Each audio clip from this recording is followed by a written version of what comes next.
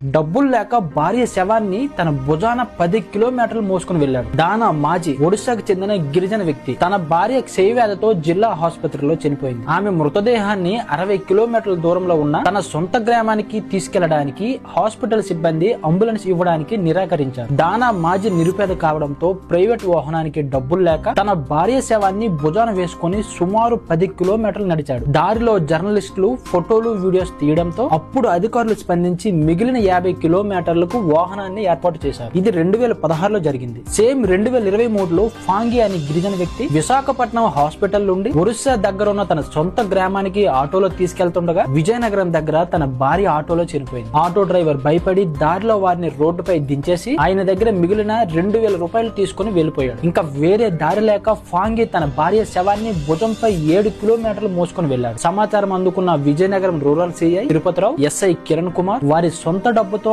Ambulance ఏర్పాటు చేసి మృతదేహాన్ని వారి గ్రామానికి పంపించారు. రీసెంట్ గా 3 నెలల క్రితం మహారాష్ట్రలో చనిపోయిన తన బిడ్డ శవాన్ని ఒక సంచిలో వేసుకుని 70 కిలోమీటర్లు ప్రయాణించి సొంత ఊరికి తీసుకుని వెళ్లారు. మన తెలంగాణలో కూడా అంబులెన్స్ రాకపోయేసరికి కానిస్టేబుల్ సహాయంతో నిమ్మకాయలమ్మే తోపుడు బండిలో శవాన్ని పోస్ట్ మార్టం కి తీసుకుని వెళ్లారు. మన గవర్నమెంట్ వేల కోట్లు పెట్టి విగ్రహాలు కడతారు కానీ హాస్పిటల్ నుండి శవాన్ని ఇంటికి చేర్చలేని నిస్సహాయ స్థితిలో పేదవాడు ఎందుకు బ్రతకాలి? ఇదేనా డిజిటల్ ఇండియా? గుర్తు పెట్టుకోండి, ఆ భుజం మీద ఉన్నది వారి భార్య శవం కాదు, చచ్చిపోయిన మన ప్రభుత్వ వ్యవస్థ. వీడియో చూసి వెళ్ళిపోకుండా ప్రతి ఒక్కరు తప్పకుండా ఈ వీడియోని లైక్ చేసి మీ ఫ్రెండ్స్ అండ్ ఫ్యామిలీ మెంబర్ కి తప్పకుండా షేర్ చేయండి. ఇటువంటి ఇన్ఫర్మేటివ్ వీడియోస్ మన ఛానల్ లో డైలీ ఒక వీడియో అప్లోడ్ అవుతుంది. మీరు మిస్ అవ్వకుండా ఉండాలంటే ఈ ఛానల్ ఇప్పుడే సబ్స్క్రైబ్ అండ్ ఫాలో చేసుకోవడం మాత్రం మర్చిపోకండి. See you tomorrow. Thank you for watching.